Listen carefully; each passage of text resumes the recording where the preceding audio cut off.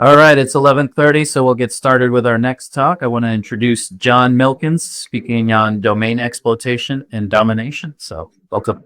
Thank you. Hey, everyone. How's everybody doing today? All doing good? Ready to learn something new? Novel 0 days, right?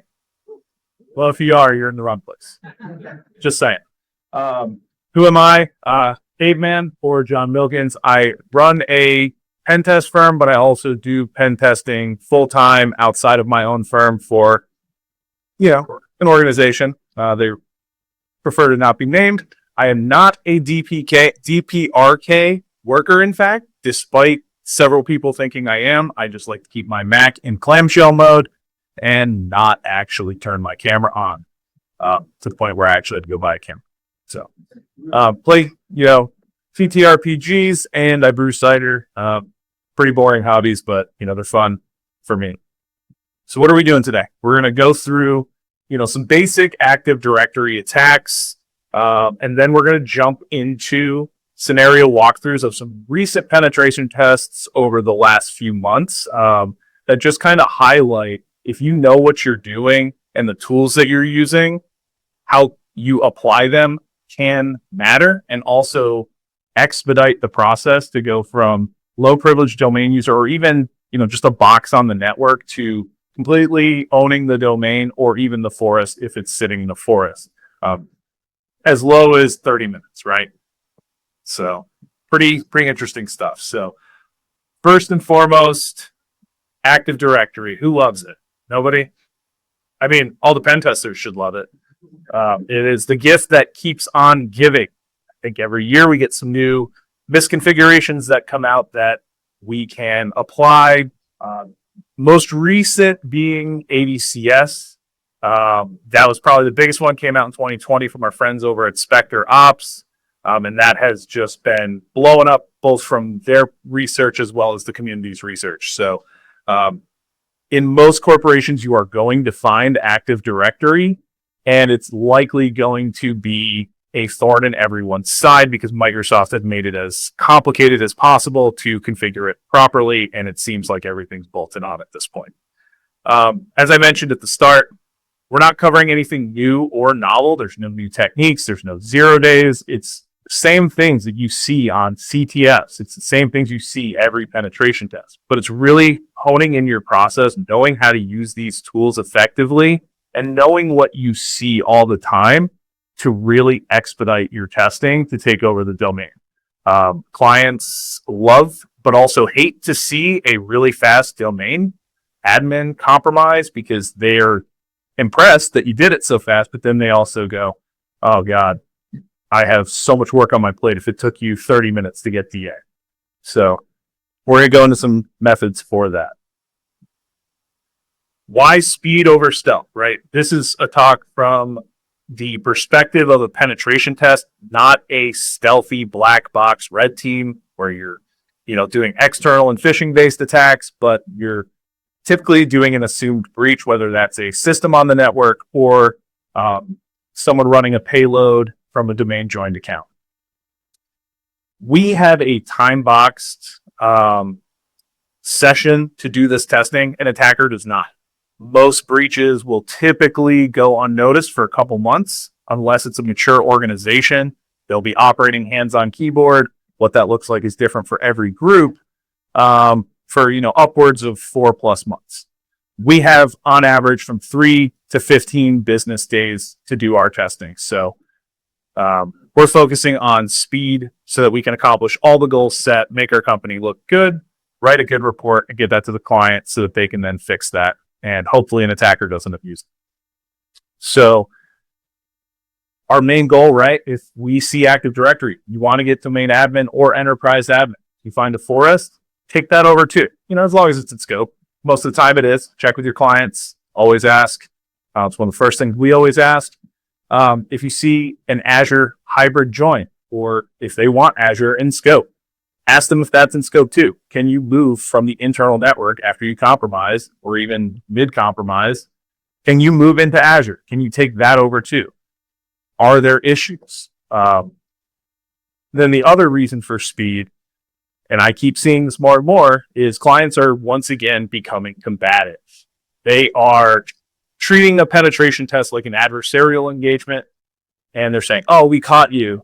We are going to rotate those creds. We're going to quarantine your box. We're going to implement firewall rules to drop you until you reach out to us and say, hey, what the heck? Are you blocking me? Why did you rotate those creds? Can I get a, arable account? Because that's a, service account that touches a lot of things. And if it breaks or gets locked out, it's going to cause a production outage. Most of the time they say no, because again, they see us as the enemy and want to look as good as they can in front of their board of directors in most cases. I always find knowing your security vulnerabilities and how to fix them is a good look, right? Security posture is a real thing. So speed helps us there.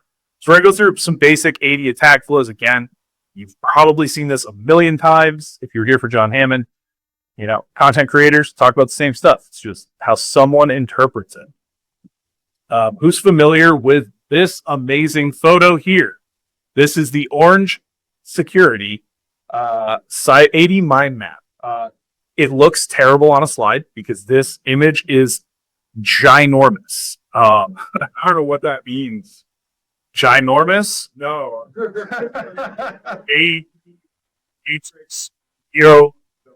Morpheus, wherever you just said.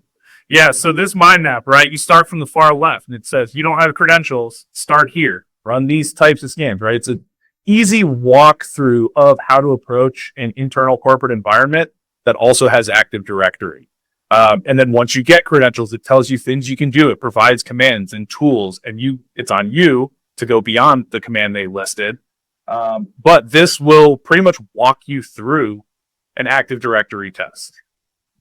It is hands down the best resource out there in one place. So they're awesome. Initial access. For penetration testers, this is going to be done in a couple different ways. Dropbox on the network, no credentials provided. On you to find your own Active Directory credentials. Sometimes clients will give that to you. Sometimes they'll just give you VPN access with credentials to simulate, like an internal employee going rogue. Or you can send them a C2 payload, something like Cobalt Strike, Havoc, whatever your flavor is there, and have someone run that from a domain joined account, and that'll simulate a phishing compromise. So those are the main ways we will typically operate. Again, it's not black box. It's more gray box than anything. Once you're in, though, you got to start doing recon, right? You got to start looking around, seeing what's out there. So if you don't have credentials, first thing you're going to want to do is kick off port scans, right? Those are super noisy. They take forever, especially if the client's giving you a bunch of /16s to scan. It's going to take forever. You can't just mass scan at it without the potential of something going down. Also, mass scan doesn't give you all the results just due to speed and missing the response before it moves on. So look for juicy ports that are going to have vulnerabilities, are going to be misconfigured. So things like Cisco Smart Install, FTP, SMB, VNC, things like that. Your standard web ports. People love to update their external perimeter, not their internal. I think recently saw a Apache Tomcat 5 internally, and I think it had default credentials. So, the internal network does not get updated from a web app perspective nearly as much. A good one that we all love, man in the middle, right? If you have a Fox on that network, kick off responder, kick off man in the middle 6, try to coerce people to authenticate to you, capture those hashed credentials, crack them offline. Most cases, we find people still use terrible passwords. Location 1 for the company. Saw that recently. Seasons, years. Throw a wordless at it. It's likely to crack. It's a service account. Hit or miss. Depends on the organization. Always check your domain controllers for anonymous access. It's a real good way to go ahead and get user accounts or password spraying. If you don't find anonymous access, throw a word list and curb root at it, and you will find tons of usernames, statistically valid usernames. Repo's always a good one. You could throw sec lists at it. You'll find a bunch of users that you can put in for password spraying. Again, checking for known vulns, run nuclei internally. It's going to be noisy. It's going to be quick, right? If you want to tailor down to a couple of templates that you see client after client after client, you can. That'll speed it up. Or it can just run in the background. Go ahead, do your password sprays. You're always going to find, unless the organization is really mature and using something like Entra Password Solution, you're going to find weak credentials like company 123, season, year, so on and so forth. Once you do get credentials, you need to enumerate Active Directory. So first and foremost, we're going to drop back to Bloodhound. Bloodhound is your best friend on an Active Directory environment. It's going to give you all these nice paths. They're graphical. I don't know about you guys, but I'm a visual learner. I like to see things. And so having a nice picture of what I want to do and essentially telling me how to do it is great. If you find a domain trust and you have a two-way trust or another valid trust where your credentials work, go ahead and dump that as well. That is totally valid. Get as much information as you can. And then, of course, check Active Directory certificate services. It's always an easy, low-hanging fruit. So we have low privilege credentials. We want to find more credentials. How do we do that? Kerberoasting. I think I've been in one environment in the past 5 years that did not have a Kerberoastable user. One. So that's thousands of clients. Not sure how that one didn't have a Kerberoastable user, but first time for everything. Check your GPP files for passwords. Still see this to this day, despite that AES key getting leaked in 2013. People still store valid credentials there. Don't ask me why. AS rep roasting, another way to see this, we actually found an AS rep roastable domain admin, which had a variation of his username as his password. And it was 8 characters. So at the very least, that would have taken about a day.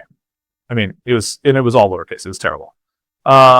If you have local admin access to any system, dump it. Whether that's a remote secrets dump or, you get on through WinRM or another remote access solution and try to dump LSAS for credentials or tickets. It's up to you. LSAS, I don't really touch these days, mainly just due to the protections on it. So I'll kind of bypass those. So if you find the hash, spray it. See what else is using it, right? Again, finding out as much information as possible and finding out who has the same stuff is crucial. I think I find shared local admin passwords on almost every test, whether that's, admin or not. Looking at ACS exploitation, as I mentioned, this research has been going off since 2020. We're up to ESC 15, maybe 16 now. Might be wrong on the 15, but, plenty there to choose from. It is clutch. I use it on almost every engagement until they outsource certificates from AD, which is really the best solution. You can apply mitigations and things for all these ESCs, but really just getting it out of Active Directory hands is your best solution.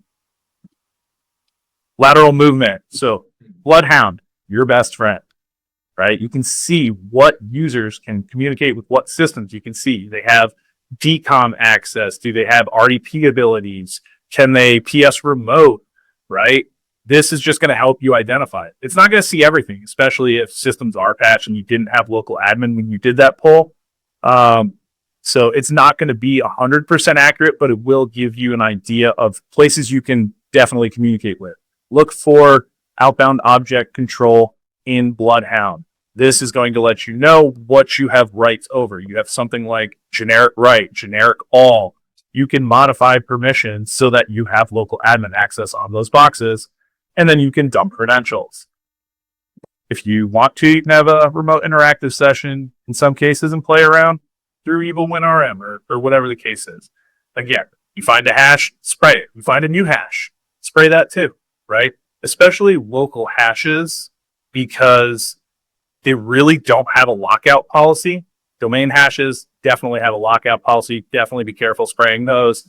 I've seen too many clients get upset at consultants not taking care with password spraying. So, take that one with a grain of salt, do it smart, 1 spray, 2 sprays per lockout period, wait till it resets, and then you can do it again. I personally like WinRM a lot. I find it to be extremely useful, and Evil WinRM is great because it has some baked in security bypasses that you can try and run. CrowdStrike is not great at detecting it. So you run like bypass AMSI. CrowdStrike's just kind of like, all right, looks good to me, man. And then next thing you know, running Rubius in memory and dumping tickets for a domain admin and reusing that ticket to perform other actions. So definitely, if you have access to another box, especially local admin access, touch it. Make sure it's not a sensitive system. And one of the first things you should always ask your client is auto quarantine enabled, because you will, especially credential dumping and some lateral movement, trigger auto quarantine and definitely don't want to cause an outage. So privilege escalation, right? Another one that I see all the time, Kerberosting, and having a domain admin, a member of account operators, server operators, those high privilege groups, they have an SPN and are Kerberostable, still using RC4 encryption. I have come across one client that has, maybe 2, that has actually phased out RC4. So still seeing it all the time. A lot of them use weak passwords. I'd say probably about 70-75% of the time they're using a weak password that is in a word list that you can hit with rules. ADCS abuse, oh God, this runs rampant everywhere. ESC1, ESC4, ESC8, ESC11 are probably the most common, but we've seen pretty much the entire gamut over the past few years. You'll see that's one that we'll talk about ad nauseum because it is so prevalent. Password reuse. This is another big one. IT loves to have a shared password for all of their service accounts and accounts that are going to do things. Oh, that service account runs this database. Well, why doesn't it just run all databases? Because it's easy for us to remember the password, right? So service account, MySQL 1, MySQL 2, so on and so forth, all use the same password. Oh, the Break Glass admin account also uses that password too? Sweet. Love that. I do love that, but, they typically, I've had them argue and say, well, why do we need to set unique passwords? Well, this is why, because I compromised one account. Now I've just compromised 30.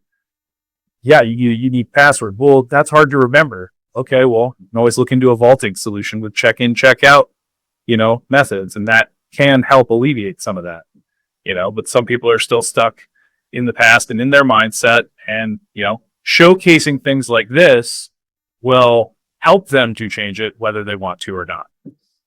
And then one of my personal favorites, if you're striking out everywhere, share enumeration. Tools like Snaffler, ManSpider, PySnaffler, and even NXC, so NetExec can, crawl through a lot of accessible shares and do, dump out file names. You see things called passwords.txt, passwords.csv, whatever. Snaffler is really great because it has a list of baked in rules and will look for that automatically and then spit out the nice result file. Props to Mike Loss for that tool. That thing's a rock star, and we've been using it for a very long time. But we always find database credentials, which most people don't configure their databases correctly. So, you're running a MS SQL database as a domain admin or as system, right? Well, you're also giving everyone database admin, so DBA privs. Well, just because you turned off XP command shell, I'm a DBA, I can turn it back on. And now I have code execution on the box, and in most cases, it's running a system or a highly privileged account, and then we steal tickets or credentials and then reuse those, right? Reuse is the name of the game. So many ways. But now let's say you found that domain admin ticket, that hash, those credentials, right, from wherever you are. You are domain admin. Or let's say you have a machine account for a domain controller. Go ahead and DC sync. Depends on your company. Some are vehemently against DC syncing. They think it creates too much risk for a customer. But they are few and far between, whereas most penetration testing organizations will dump the ntds.dit, get a full list of password hashes, and then do a password audit, light password audit on the hashes to understand what the domain password policy really is, whether it's, a 10-character policy, but you can crack 70% of the passwords. That's not a strong password policy. Yes, it exceeds PCI standards. Yes, it surpasses NIST. Not a secure configuration. You need to add something else. So DC sync immediately. I've definitely been boned on this one, right? I talked about adversarial clients. They've disabled the account right as they noticed DC sync. So, they had a disabled RID 500 admin. Well, they don't put domain admins at the top here. It's really just that RID 500. So I lost my DC sync privileges and I had to start all over. So definitely be aware of that. There are some tricks around that. Now I always DC sync a few highly privileged accounts really quickly that are enabled or will pass the sniff test so that I can continue to DC sync if I get interrupted. Once you do that, a lot of times clients will be like, well, you didn't get on the domain controller, so did you actually compromise the domain? Sure. Okay. So I just kind of added it into my thing now just to evil WinRM or otherwise access a domain controller with domain admin creds interactively. Just do an IP config and a host name, screenshot it. Like, yes, see, I did actually access the domain controller and take over the domain, but here's the actual proof you needed. And as I mentioned, if you saw more domains in the forest and they are in scope, dump those too. Most cases and most configurations, enterprise admins, at least one of those or two of those members are going to have DC sync privileges to the other domains.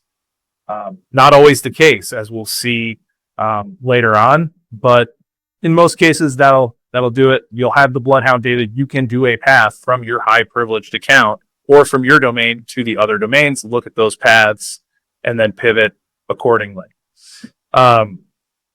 You can do domain persistence. A lot of clients will like to see this, so kind of varied here. My go-to is typically adding a domain admin account just to see if they detect it.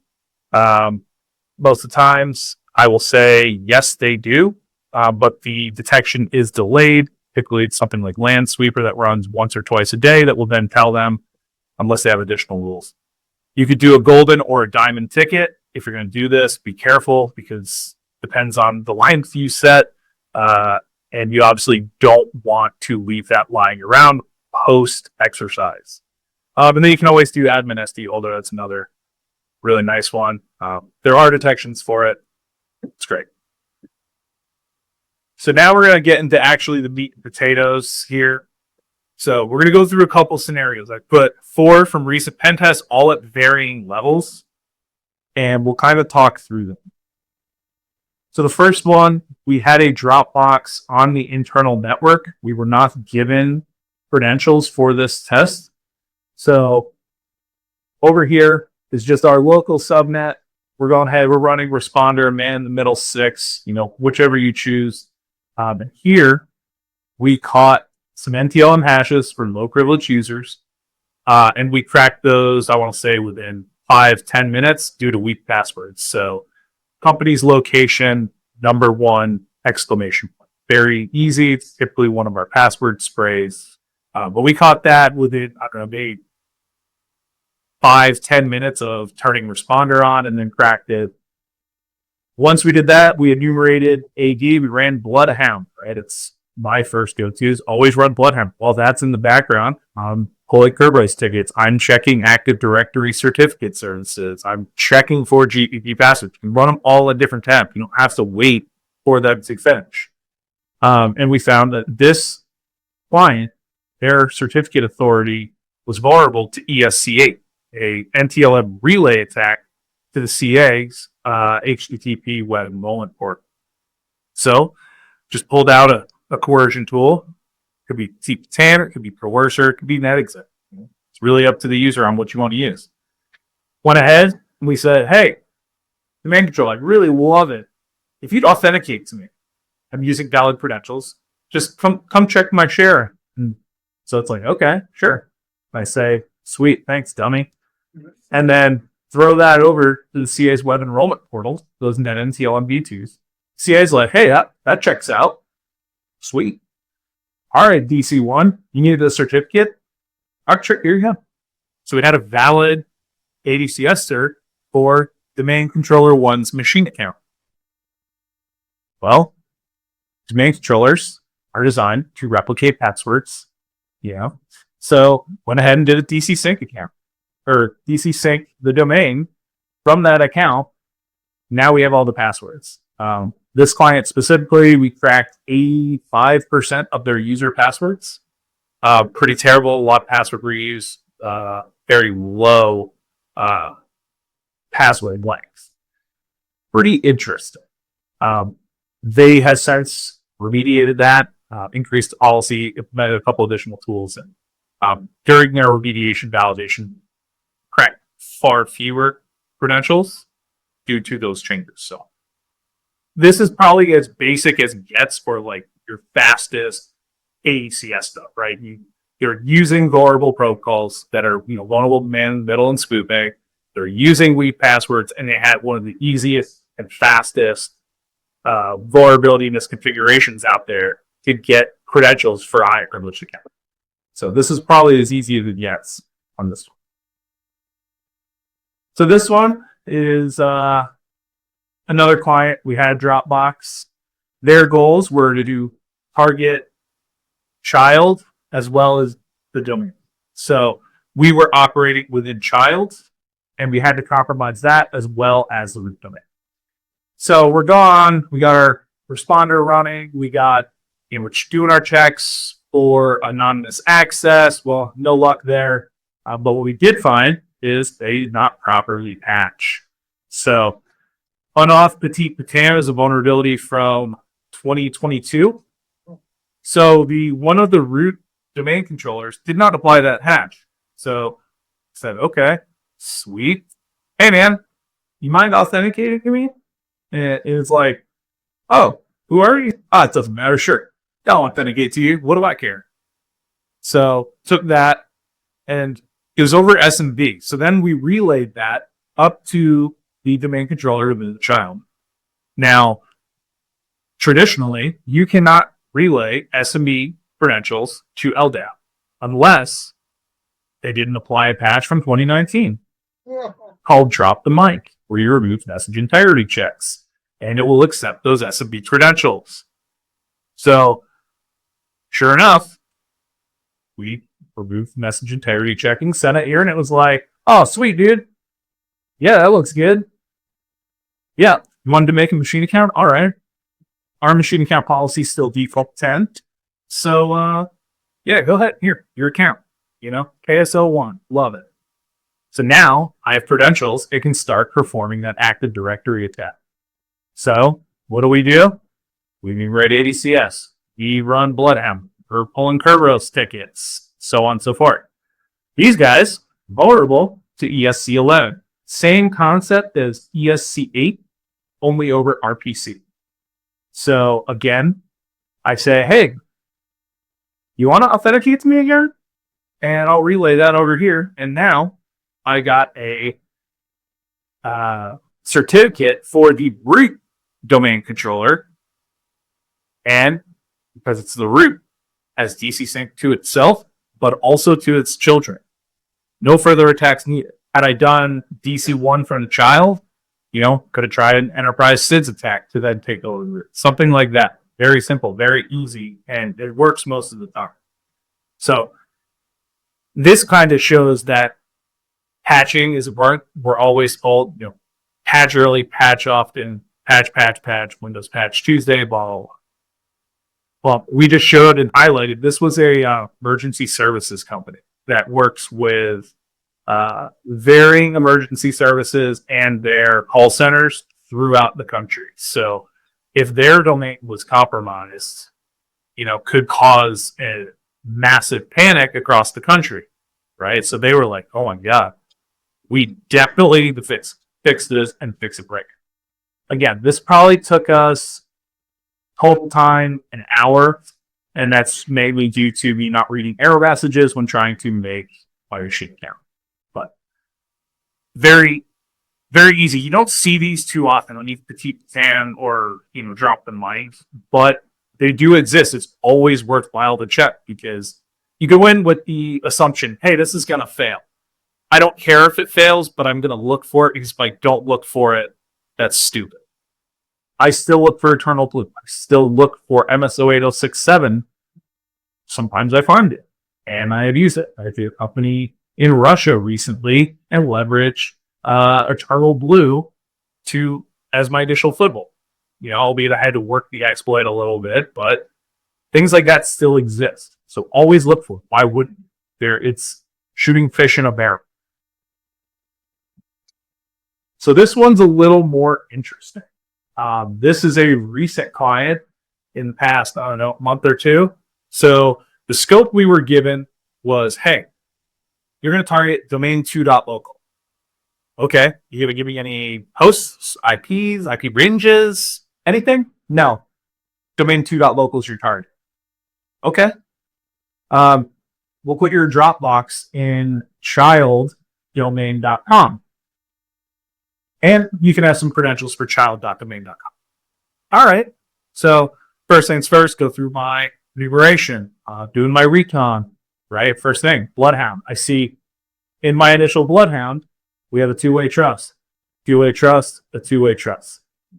So, okay, my credentials work for all of these. That's nice. Thank you. So I've done Bloodhound on child. All right, I'll do Bloodhound on parent. All right, now I'll do Bloodhound on our actual target. Okay, now I can start pathfinding. How do I move from child domain A or child domain to domain 2.local? Well, come to find out, this doesn't have a path. But the parent has a path through a GMSA account. Through a service account that has write access over a GMSA, actually. Okay, well, I know I now need to move into parent. So, do my enumeration. What do I have? Oh, we have a root CA sitting in the parent. Oh, it's vulnerable to our favorite friend, ESP11. Right? We just walked through them. So, what do? Excuse me, will you authenticate to me? I actually have credentials, so, this one on the unauth petite stamp didn't work. But I have credentials, so it doesn't matter. It's like, sure, I'll auth. Okay, sweet. Thanks, dude. Hey, can I have a cert for the root DC miner? All right, here you go. Right? Again, so easy. Takes no time. I think this whole thing here took me longer to run Bloodhound than it did to pop these two domains, which is pretty bad. So now we got that cert. Rather than fully DC syncing this, it's not my target. I don't really care about it. I'm only going to DC sync the service account that I need. I'm going to grab its NTLM hashes so that I can reuse them when I target this. Well, we had generic write over a GNSA, which I personally like to do shadow credentials, especially if PKI, and it's used in the environment. So basically, we add our own cert. We use that to get a Kerberos ticket. Then we, do a little math in the back end to figure out what the actual NTLM hash is. So, moved from here to here, and now we use the account in root to get the NTLM credentials of the account over here for the GMSA, which has DC sync privileges.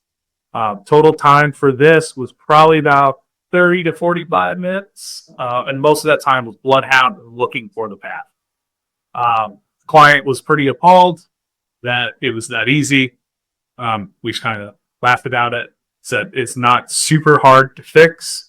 By the recommendations we give you, and it will make a huge difference, especially with ADCS. If you didn't have ADCS, would have taken a little longer. They did have curve roastable DAs and other curve roastable service mounts, so that likely would have been our path plus share hunting. But we'll see next time. The last one, this is a returning customer. This was probably their third test, and we crushed that. Every single test in various ways. ADCS, curve roastable DAs, password spraying, reused IT accounts, finding domain admin creds in SMB shared, right? So they've been applying our mitigations for 3 years. So we came into this one and we were kind of like, okay, this one's going to be tough. We know stuff doesn't work. They've patched all of our protocol poison. No responder, no man in the middle 6, just dies right there. So now I'd have to then go perform Herbert user enumeration, or I know for a fact they didn't have anonymous. They had it the previous years, still checked it, just to make sure they didn't enable it on accident, but just started throwing statistically valid username wordless. We found that their username formats a lot had 1 or 2 letters followed by 5 digits. So really easily to create your own iteration of those in a word list. Use hashtag to do it, super easy. So get a bunch more accounts, a new password spray, simple stuff, client name, season, year, whatever. It works in most cases. That's the one thing they didn't implement. I don't know why they didn't implement it, but they did. Had they done that, it would have been much more difficult to find a user account. Once we got that, Kerberos, right? Kerberos, Bloodhound, A-Strippers, unseen tools, over and over and over, no matter what environment you go to. Well, we found a Kerberosable user. Not any groups. I think you had 4 total group memberships, all load priv, so domain users. But it was a service account to a specific service, just some benign HTTP service. We could look at it. Couldn't get anything good out of it. So, use those credentials, did SMB share hunting. Well, lo and behold, this service account can access an IT share. So we're manually crawling that IT share, looking for fun stuff. Find a domain controller backup from 2024. Just an ISO. So, map the share, then map the ISO and QEMU. Start browsing its file system. I'm like, yeah, I can get that in TDS, man. It's going to be great. Oh, it didn't have any TDS on it. Unfortunately, it looked like it was pre-joined to the domain. Must have been base image before MTDS was populated. But we were able to pull registry highs off it, your SAMP, your system, and security. Pulled those back to local and then parse them locally, using secret stuff. Well, got a admin MTLM hash. Oh, it doesn't match the RID 500. Okay. Try it. Does it work on DC? No. Okay.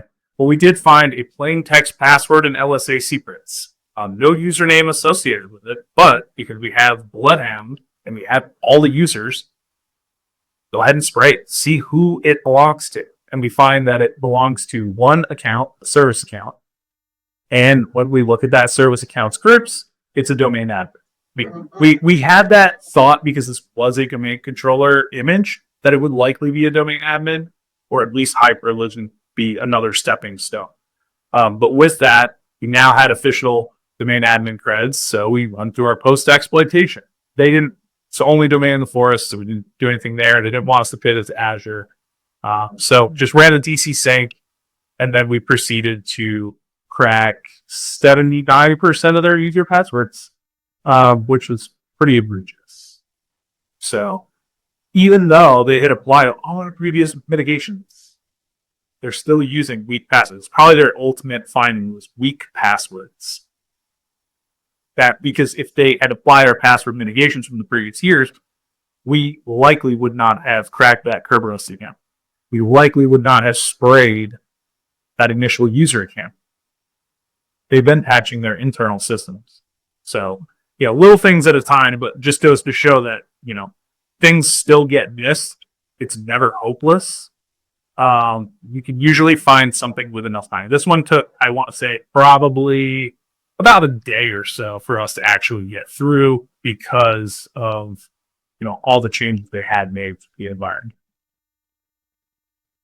I'll stop there, and if anyone has questions, I don't mind hanging to answer any questions you all have. Jon, what is ESC for ESC? Whatever. ESC stands for escalation. They have other ones, persist 1, persist 2, and things like that. So ESC just stands for escalation, and we're all lazy and trying to save time, so it's just ESC for sure. It's been Bloodhound directed, right? Yes. Yep, from SpecterOps. They coined 1 through 8 initially in their initial research paper, and then just the communities kind of stuck to them, with the exception of an 80 CS CVE from 2022, which is colloquially known as Certified. But all the other ones have pretty much stuck to the ESC moniker just for compilation in the tool directories. Anybody else have a question? Yeah, right here.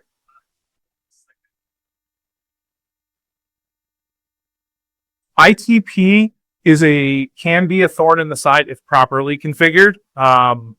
So like CrowdStrike ITP, for instance, if it sees DC syncing from an unwhitelisted account or an approved account or system, it will temporarily disable that account. I've come up against that recently, which is why now I just always sync a bunch of accounts and then just kind of iterate through them until I get what I need.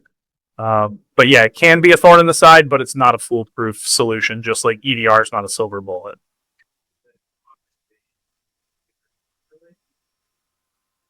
People like to think so. That's all I'll say about that one. I guess follow-up.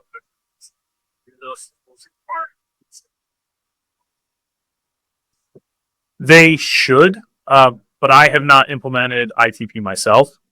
But yeah, they should be looking for auths, looking to see where things are originating so that they can then determine based on a known good list, yes, that is allowed, no, that is not allowed. I see a lot of people making mistakes, especially when it comes to DC syncing. They're like, oh, it's a domain controller. It's totally fine. Sure it is. I saw a question over here. Yeah, your any of your work that you can share for pivoting to hybrid. Pivoting to hybrid. That's your biggest one for pivoting to hybrid is going to be AAD internals is going to be the biggest tool suite there. Most cases when I see hybrid, you can play around with the MSOL accounts because they can sync between on-prem and the cloud, and then also Azure AD SSO ACC machine account. If you can get that in TLM hash, you can essentially do a golden ticket to request Kerberos tickets for the cloud. Then you can feed to get a token, and then use the token to through AAD internals or Exchange Online or one of the other many PowerShell or CLI tools to access and make changes in the cloud. Or my favorite is to send email from the POC to the POC with a picture of their company logo or something. They got, hey, did you get that email from yourself? Yeah. I'm like, oh yeah, I sent that from the cloud. Also, you might want to look at your global admins and see if you notice the addition I put in there for myself. But yeah, that's probably the biggest is through MSOL or Azure AD SSO. Other ones I've seen is password reuse. So sometimes they're not fully syncing passwords, but for service accounts, they will essentially set the same exact password. So it's always worth trying to reuse passwords there as well. Anybody else? All right, cool. Thanks for coming. Hope, if you learned a little bit, even though nothing was new, and it was a way to kind of hone your process a little bit and, apply it in a method where you're running things concurrently and know what to look for, what is going to be your first move, because oftentimes that will save you hours. So thank you all. Appreciate it.